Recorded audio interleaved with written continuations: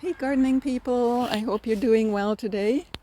We are going to be talking about raised beds today because sometimes I know you're a beginner gardener, but you want to grow some vegetables, and that's a good thing, really good thing. So you've built yourself a frame and you've filled it with soil, but you're not having much success with your gardening, and that could be because the soil is not adequate enough. So we're going to talk about how you can make it adequate. So don't go thinking that you're going to have to rip this thing out after spending all that money on it. There are ways of solving the problems. So first off, let me say that some of us are on a budget. I'm on a budget. It's no shame to be on a budget. If you're on a budget, you can still do something. So if you're on a budget, make sure you have a budget for the garden. Because if you're just going to spend willy-nilly, then you'll probably either end up spending way too much or not enough. And I always like to tell people, it only takes $5 a month. That is like giving up one coffee or one burger. You give up one thing in your month, you get $5. $5 a month turns into $60 a year.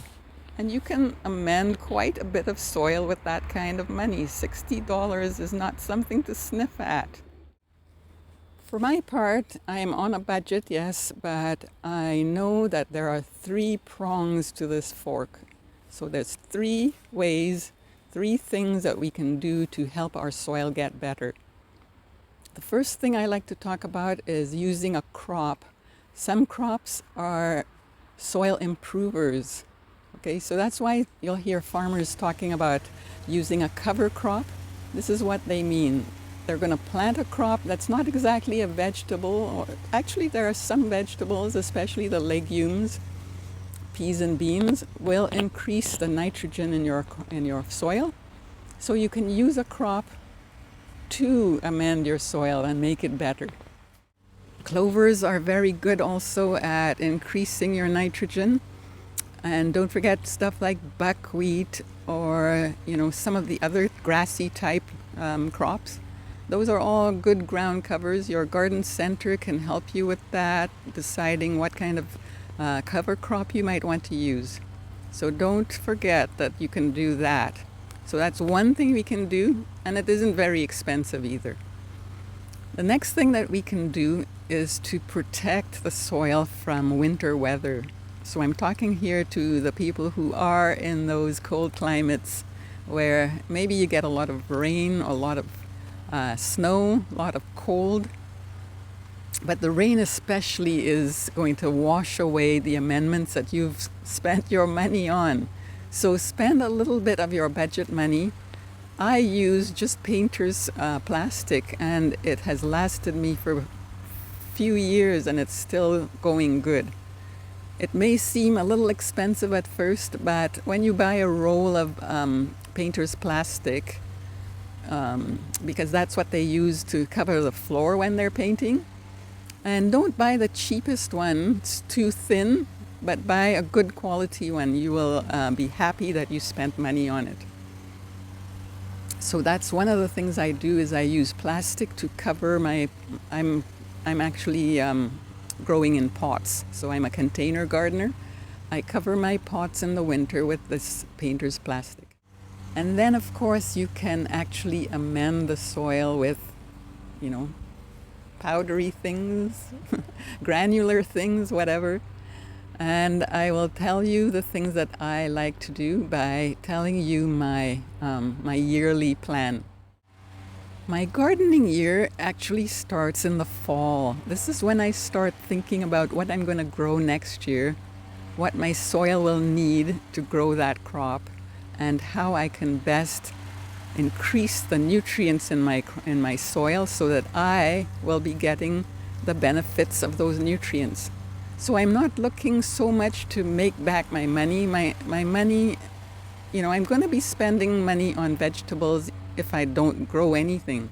So the money that I would have spent on those vegetables is going to be covered by the crop that I get.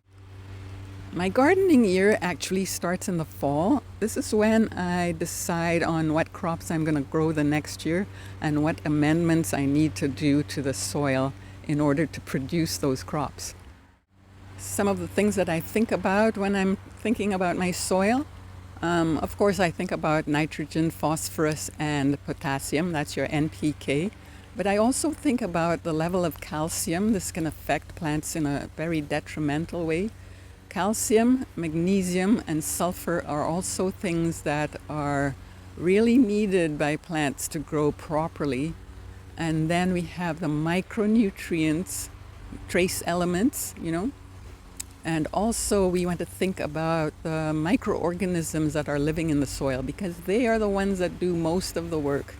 They are the ones that turn your soil and your amendments into something that the plant can absorb. Because the plant cannot actually absorb soil and all those additives that you add. They're not really in the state in which a plant can absorb nutrients from them. They have to be worked on by microorganisms, worms, and all kinds of little creepy crawlies that are in the soil. You can't even see some of them. So we need to think about that as well. And the other thing I think about is the pH of the soil. Most vegetables like a neutral, slightly acidic or slightly alkaline soil.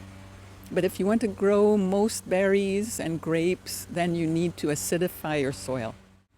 Okay, now I'm going to tell you about how my year goes. So in the fall, in early fall, I decide beforehand what I'm going to grow next year.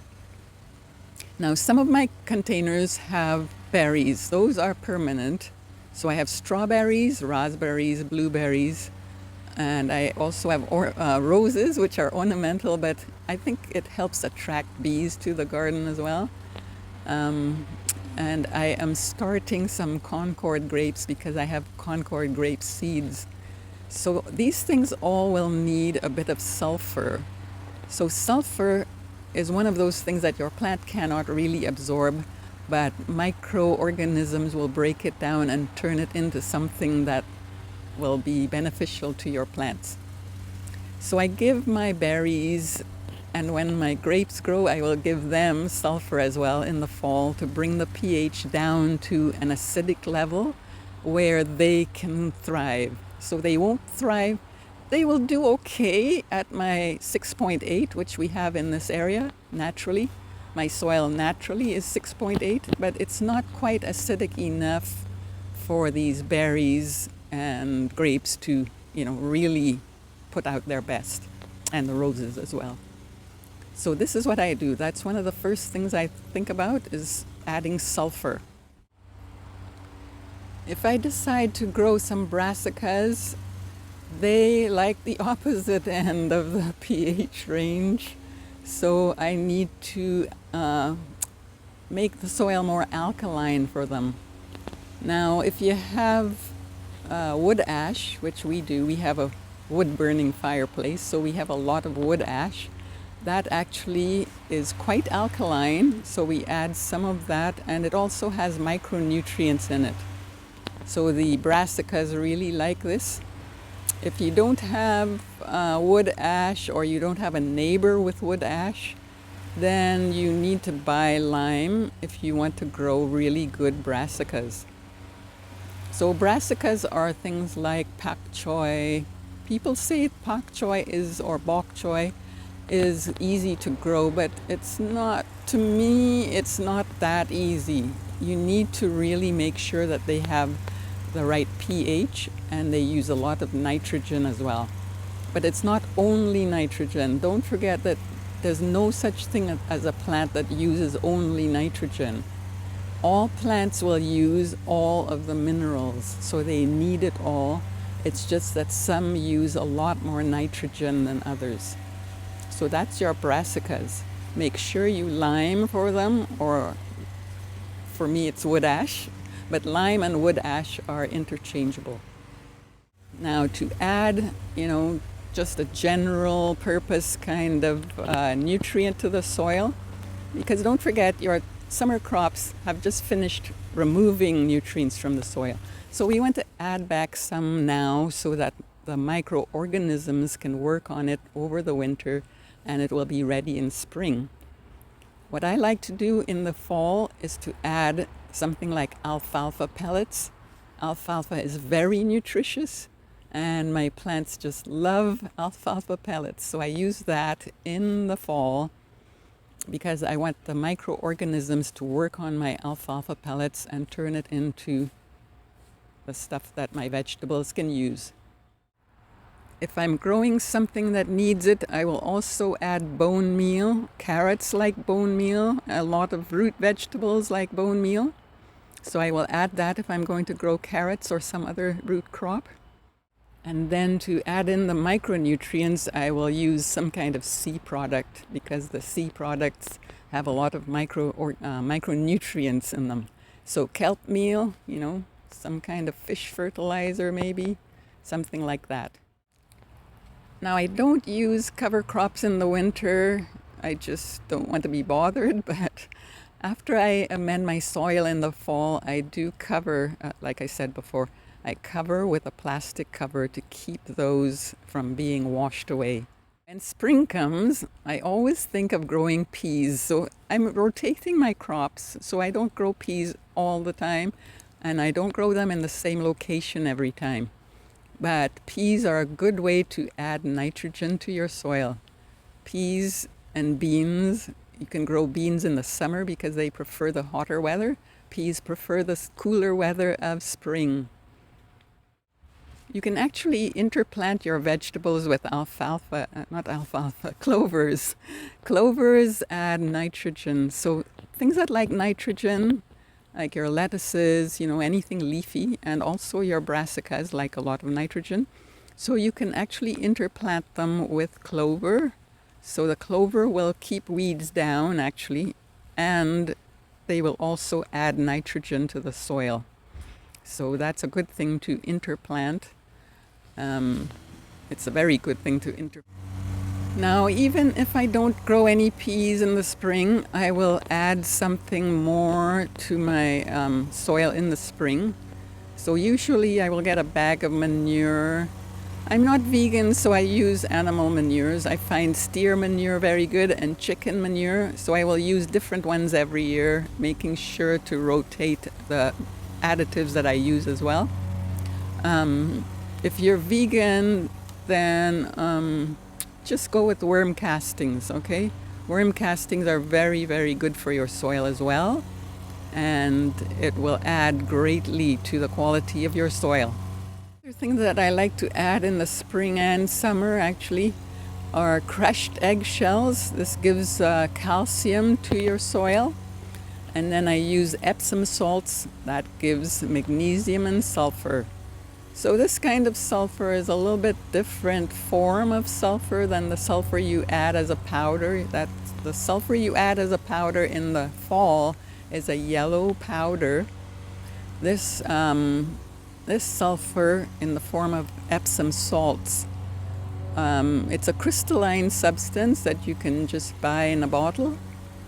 And some people sprinkle it in and dig it in. I tend to just add it to the water that I'm using for watering the vegetables.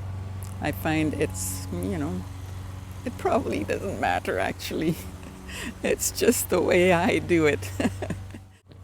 So during the summer when my crops are growing, if they look a little tired, if I've not added enough stuff to the soil, then I will give them a shot of fish fertilizer. This is a liquid thing, and that usually gets them going again. So that's my gardening year. That's in terms of soil amending. That's my gardening year, and I'm just going to go over again just so you have it in a more orderly fashion. Just quick synopsis of the whole thing. When I'm doing amendments, what do I think about? I think about nitrogen, potassium, phosphorus, and I also think about calcium, magnesium, and sulfur. I think about micronutrients and microorganisms, and I think of pH. So these are the things that will really get your soil going. And when you use a cover crop, you can turn it under, let it decompose in the soil, and that will actually add you know, texture to the soil. It's the right texture. So think about those things, and don't think that you have to do all the stuff at once. You know, when I first started, I didn't do all these things. What happens is when you buy something, you should buy a big amount of it so that it lasts. Every year I buy one thing and it will last me a couple, 2-3 years at least. So in the beginning I started off with just manures, you know, just steer manure, chicken manure, or if you're a vegan, you can use worm castings. Even if you're not a vegan, you can use worm castings. So that's just $10 a bag or thereabouts in our neighborhood anyway. I think you can afford that. Start with that and then start adding other things like the bone meal. You know, you can use rock dust. Rock phosphates are good. You know, these things don't cost that much per year. So when you start off, just start off slowly and then add the things that you can afford as you go along. Even the covering. I think the covering is very, very important, but if you can't afford it right now, just wait, you know. Yes, the rain is going to wash away some stuff. Maybe if you're not going to cover, maybe you shouldn't amend in the fall, just amend only in the spring. Because it's no point adding amendments that are going to just get washed away. Okay? So just take it slowly. If you're on a budget, that's okay. You know, don't sweat it. Just try your best. And as you go along, you'll find that your soil is getting better and better, and your crops are also getting better and better. Don't forget that the vegetables you grow are much healthier for you than the vegetables that you will buy in the store. So even if you're not making back all your money, you're getting healthier and healthier, and you can live, work, and play in a more energetic way. And that's worth it, I think, isn't it? Thanks for watching. If you need to find out more information, just check out my playlists. You can get to my homepage by clicking on Passion for Plants at the bottom underneath the video. You will see the name Passion for Plants. Click on that, it will take you to the homepage, and there you will find a list of videos, a list of playlists, and you can check out all the stuff that I have there. I'm fairly new to YouTube, so there's not a whole lot, but some of it is very, very valuable stuff, in my opinion. So please check out my homepage and see what you like there. Thanks for watching. Bye-bye.